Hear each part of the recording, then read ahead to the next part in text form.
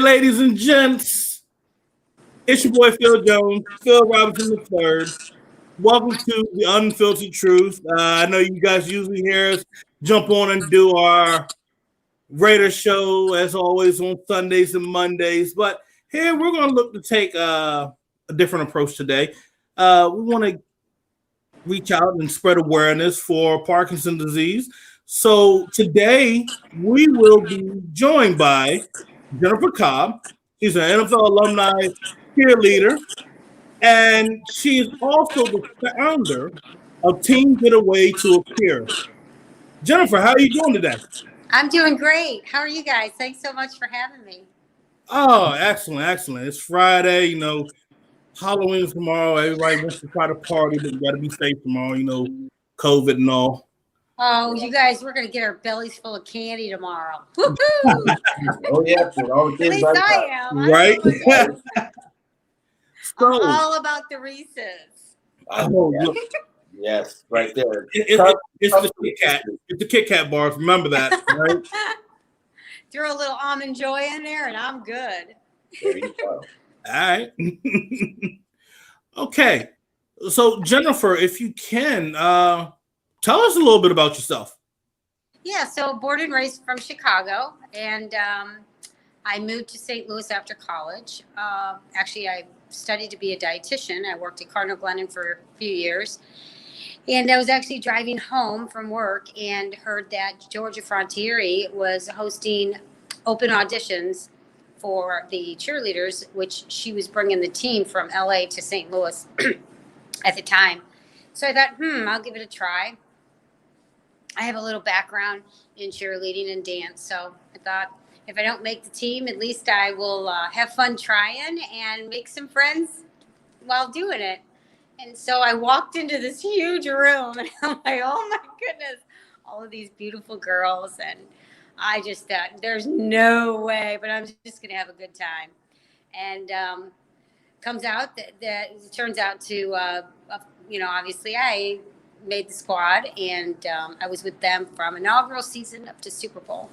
And it was a joy. It was a lot of fun. So I was part of the greatest show on turf with my Marshall Falk, Kurt Warner, Isaac Bruce, Ernie Carnwell, Torrey Holt, a lot of the greats, and Jennifer on the sidelines.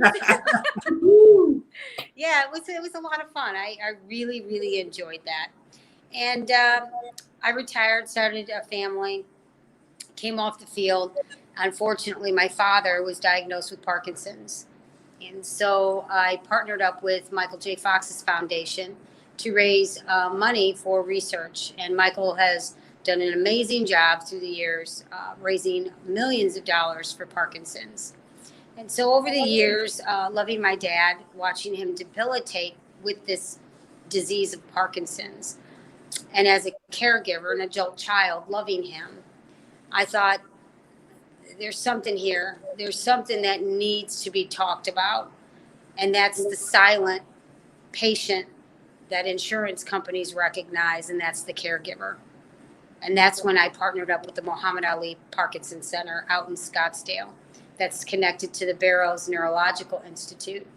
And after meeting Lonnie Ali, Muhammad's widow, she was so graceful and just a joy to meet and get to know.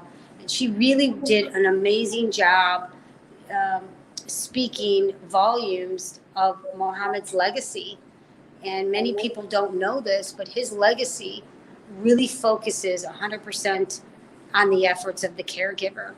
Muhammad was very, very well taken care of by some of the best doctors.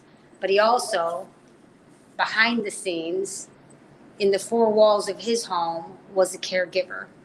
The one that kissed the forehead, tucked him in bed, made sure his belly was full of food, took his medicine, took him to and from the doctor appointments, never complaining, always just doing every day. And over the years, as a caregiver, you often have a moment that you don't know where to go. You have depression, some anxiety, you have emotional exhaustion, sometimes financial exhaustion. And so where do they go for their support? There's a lot of effort raised for money for cures for all diseases, and those are all great. But then the silent, as you and I and millions of others have had a little taste during quarantine of what their life is like every single day, it's very sad. It's depressing. It's isolating. They don't have people coming over, ringing the doorbell, bringing food over, calling. It's very lonely. And so I wanted to give them a voice, and recognizing that they too have a place where they can go to get hope and comfort while they help those that are going through all the brain diseases, from concussions to MS, ALS, Alzheimer's, brain cancer, Lewy bodies, dementia, and Parkinson's. Excellent, excellent. Now, right, and I always try to do this. I try to let everybody get a good understanding. If you can, just share with us what exactly is Parkinson's disease. I know there's some folks that they hear about it, but they truly don't understand it. Sure. So Parkinson's, the Parkinsonian group is the sister to that is Alzheimer's. So when you think of Alzheimer's, we know that is it affects the brain to where their memory is affected. Their physical body is not. Parkinson's is the opposite. Their brain, their memory, their thought process, all of that is not at all affected. But physically, you see the short walking steps, the balancing, the rigid movements, the dyskinesia, which is the tremors and the twitching, the voice projection, their hand, your writing gets real small and very hard to read. And you often see them in a kind of a blank stare. And so when it gets very severe, you have many moments, they're called freezing moments, where you're just frozen and you can't move. You're telling your brain to move, you're wanting your body to move, but you're frozen. And so as a Parkinsonian patient goes through the debilitating process of this disease, it's really, really important that the caregiver who is caring for them completely understands how to be the best caregiver in the home. And you're also noticing and finding that a lot of these loved ones all throughout the country are staying home. They're not going to the nursing homes. They're feeling more comfortable in the presence of their home. They see their sights of their loved ones. They hear the sounds of their loved ones. They smell the food of their that they're eating. They feel more at home and comfortable. And so with that being said, how can the caregiver who's caring for the Parkinsonian patient be the best to their ability? So it's really great that the Muhammad Ali Parkinson Center really takes a lot of value in understanding, helping the caregiver understand how to be the best one in their home. So you go on the website, you can see lots of videos, how to change your bed, how to get up and in and out of the bed, how to prevent falls, where do you turn to when you have anxiety or you feel depressed or you need some help, whether it's financial or physical help, driving to and from doctor appointments, medications, talking to the doctor. A lot of these telemedicine Zoom appointments are very helpful because they don't have to get out of the car and drive to the actual physical site. So it's just been a really, really great opportunity for caregivers to really engage. As you and I are doing right now, they have caregiver support programs that they can log in and talk to others that are going through the exact same thing, and also get a lot of guidance from the medical staff that's actually there. And I'm actually in the process of consulting with them, and we're developing a new app for the caregiver to download onto their technical devices. So you said you guys are working on an app where. Yeah, so it'll be very user friendly. A lot of this group, I guess you can say, are a little older, so they're not so tech savvy. Okay. We want it to be very, very easy to navigate, large font, very colorful, a happy, sad, and a depressed face, and you just touch the face and it goes directly to the supercomputer over at the facility. And so through all of that data, it gets transcribed for the doctor and the medical staff there, that they can be have better connection to what's going on with the patient at the home. So better idea on how to treat them that day. Okay. Yeah. Yes. Oh, that's good. Oh. Phil, you have anything on this? I'm amazed at the whole service that you're providing and what it is that you do. Because, normally a lot of people don't think about the caregivers when you're dealing with these types of situations. And no one has the whole process of that and thinking about anxiety and depression. I have family members who are caregivers as well. And I've heard you talk about it. It just triggered in my mind to see how it had played out. And while it's not necessarily for the issues that you work with, but it's still the same thing for all the caregivers that do it. What you will find too is caregivers come in many different, packages, I guess you can say. You can be an adult child like myself, caring for my father. You can be a mother, a single mother, caring for 3 kids. Right. You can be somebody going through cancer personally, caring for yourself.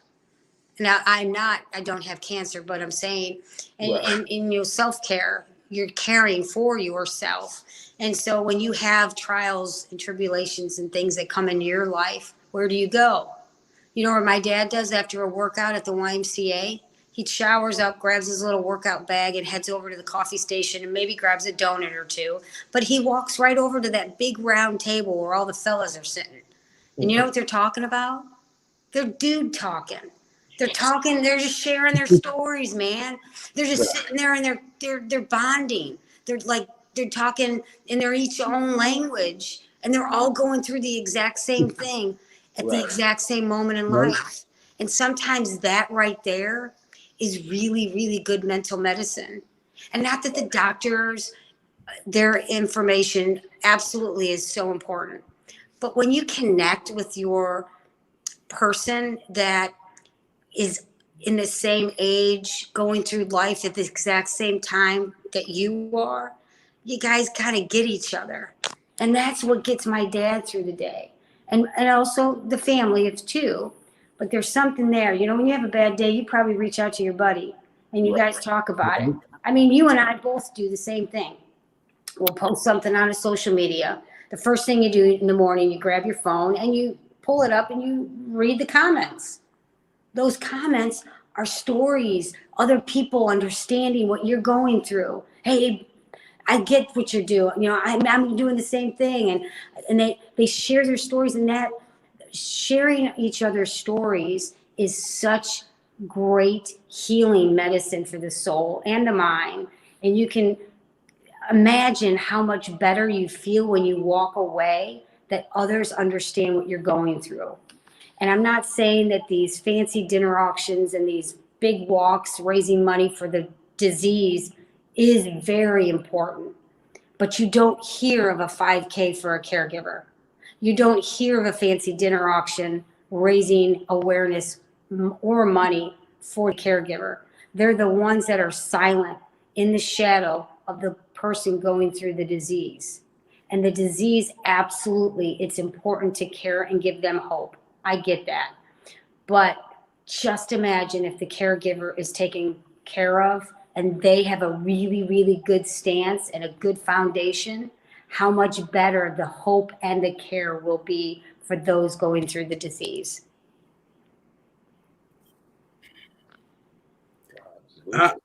I'm just amazed by this. Wow.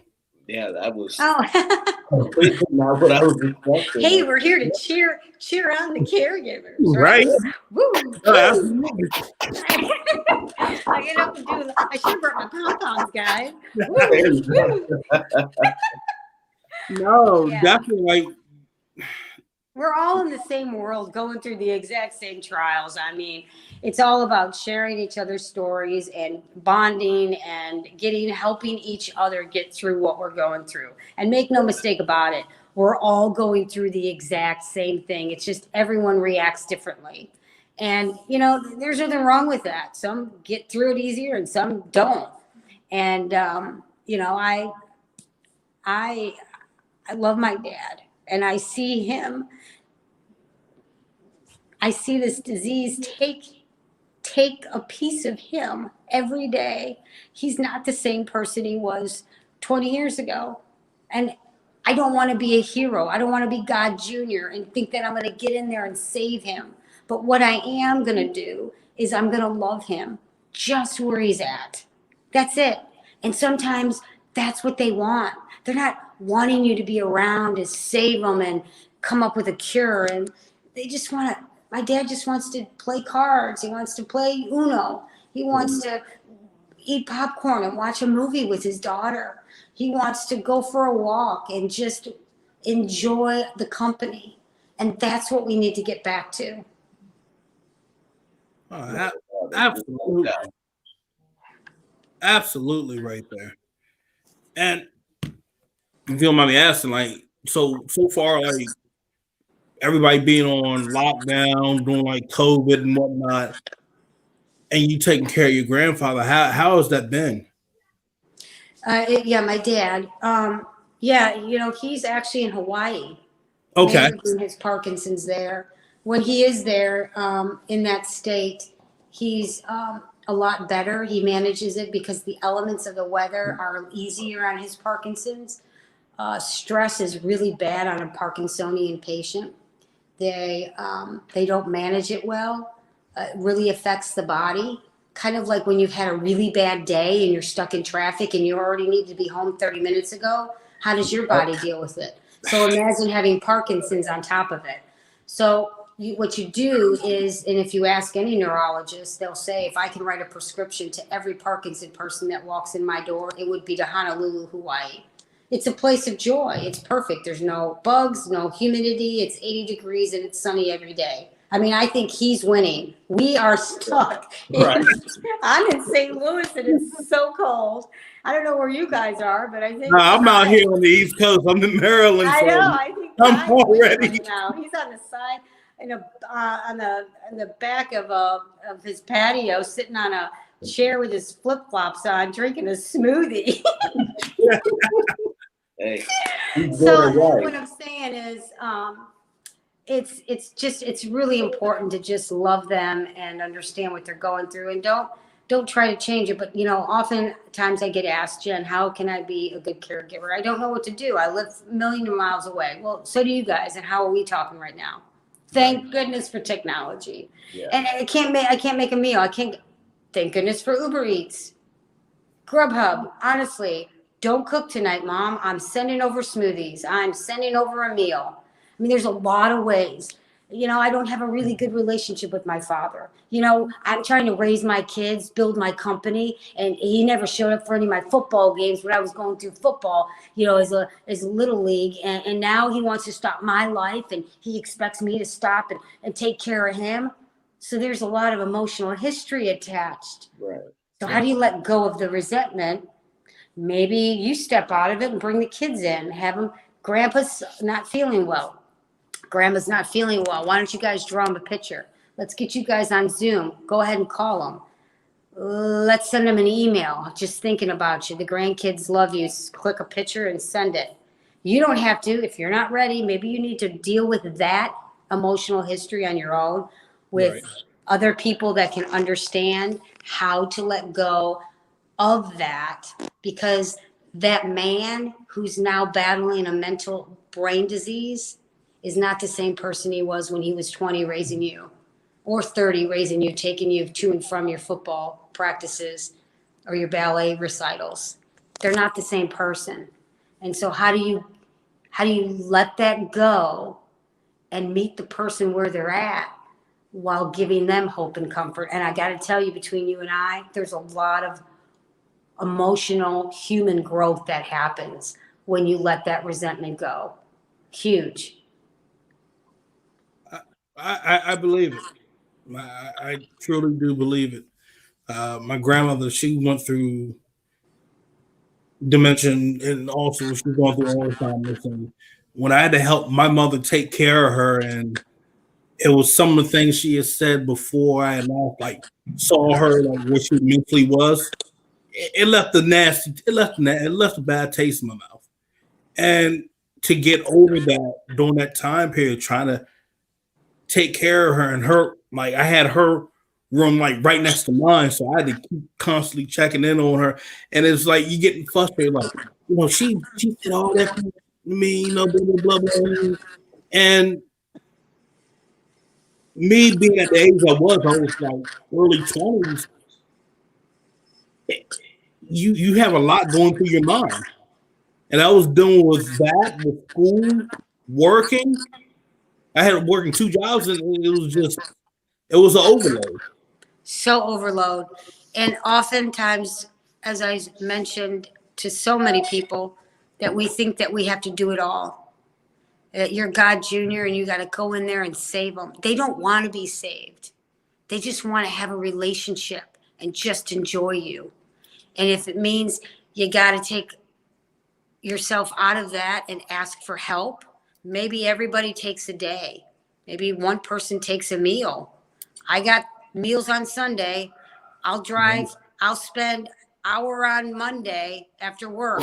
You don't have to do it all. And we think that we have to check the box that the more we do, the more we do, the more you do is better. More doesn't necessarily mean better. It's the quality, not the quantity. And so I think you reflect a little bit of that in your behavior. And so you check yourself right there. What is driving that behavior in you? You're working 2 jobs, you're dealing with some physical issues, and you're also trying to take care of yourself and your family.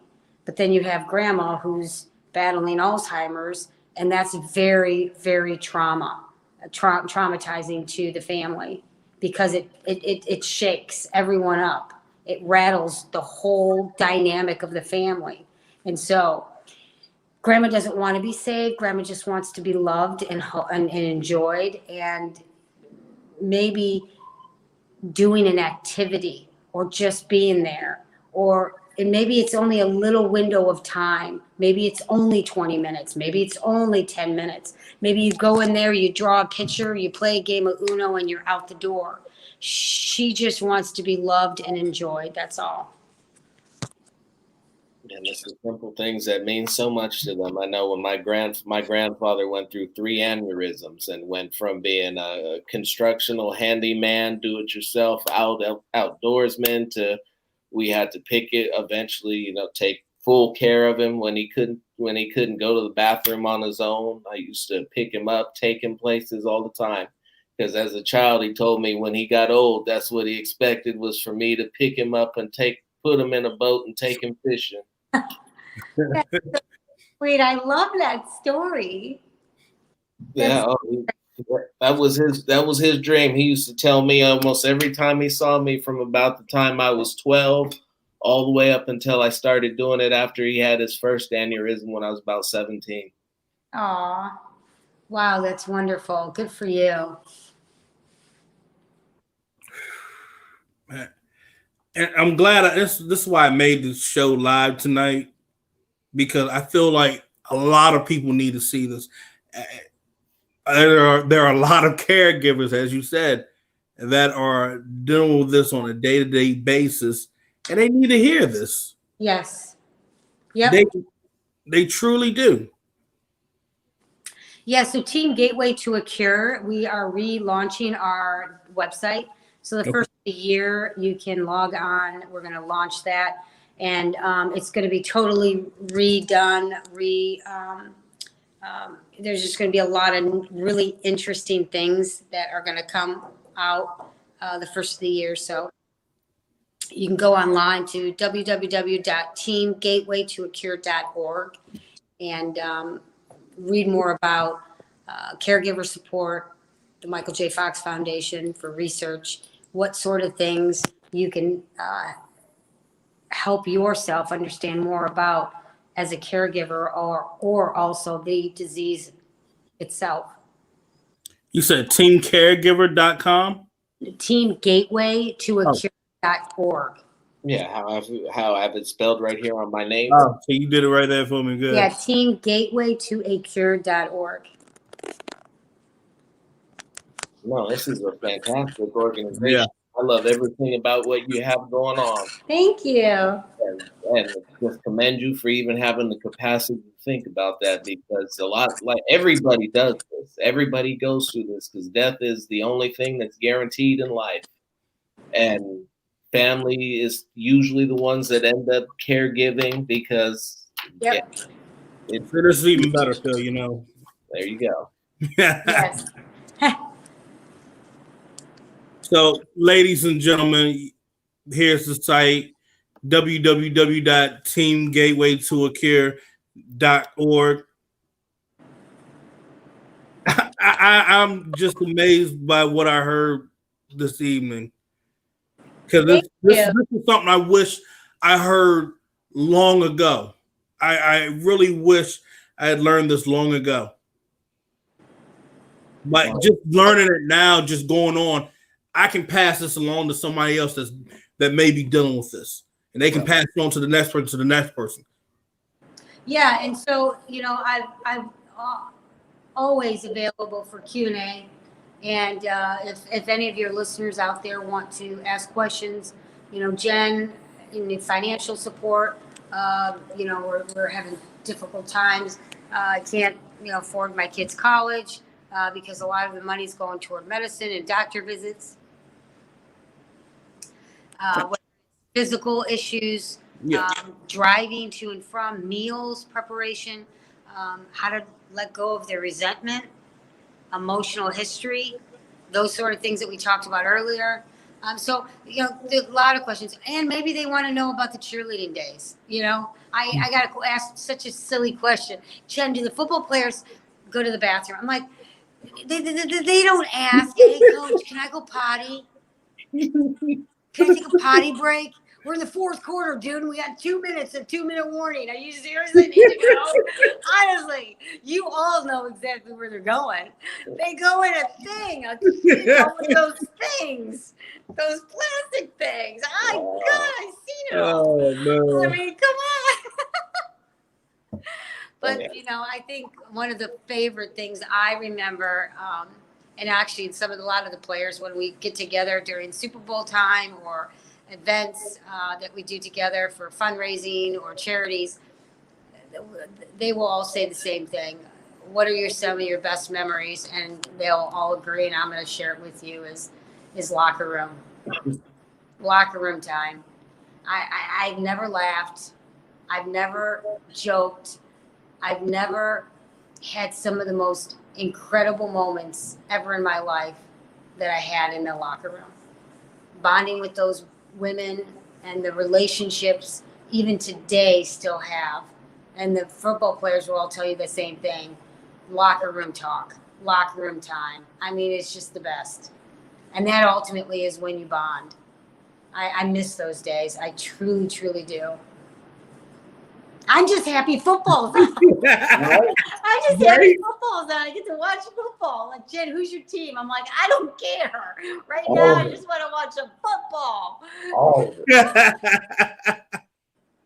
Well, Jen, we appreciate you coming on tonight and sharing your story and making us aware of what goes on for caregivers that are taking care of folks that are dealing with Parkinson or really any disease. Yeah, just caregivers in general. And that was really eye-opening and touching.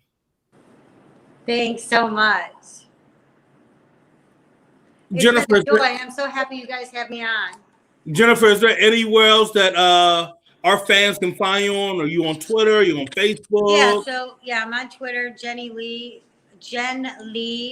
3 Cobb, Jen Lee 3. I think that is. I don't even know. I don't tweet or Twitter or Twatter. I don't even know what you call it. But I'm on Instagram, Team Gateway to a Cure. Okay. I'm on Facebook, Team Gateway to a Cure. I'm on LinkedIn, Jennifer Cobb, Team Gateway to a Cure. And there's some new social media platforms coming out. I don't know if you guys know about them. They're going to be launching the first of the year. I think they've already started launching, which is going to be pretty cool. One of them is Community. You can Google it, but it's supposedly going to be one of the hottest social media platforms out there. I'm not on TikTok. I don't do TikTok videos. You don't do the TikTok dance? I don't do TikTok. No. No, but I am going to be launching some great video content first of the year. It's going to be Where's Jennifer? Where's Jen? Where's Team Gateway? Okay. And I'm going to be traveling a lot and doing some really, really great stuff. So check out the website, teamgatewaytoacure.org. All right. All right. Well, Jennifer, I hope you enjoy the rest of your evening. Hope you have some fun. I know you got Halloween candy. Go and watch Michael Myers. Everybody going to be doing it. Get out of there. You're the last one in the building. They turn the lights off on you. Run! Run! You guys have a great holiday or Halloween tomorrow, and eat lots of candy. Enjoy your little ones, your loved ones, your family. Stay safe, and God bless you and your loved ones as well. And I can't thank you enough for having me on and allowing me to use your platform to speak of my passion. I'm a daughter, loves my father. I love my family, and I'm here to raise awareness for caregivers. So thank you so much. Thank you. No problem at all. You have a blessed one. See you later. Bye-bye. All right. Take care. That was Jennifer Cobb, everybody. On my Facebook page, I will be sharing a link to her. They have her Facebook. Yeah, it was a Facebook group. Yeah. So I'll have her Facebook group, Team Gateway to a Cure. Their Facebook page will be shared on mine. I'll put it up on Instagram, and I'll put it up on LinkedIn if you guys are connected to me and whatnot. So other than that, Phil, it's been fun. You guys can give us a follow. Phil Jones NFL, Phil Robinson III on Twitter. Same with Instagram. Same with Facebook for me as well. Other than that, you guys take care. God bless. Enjoy the rest of your evening.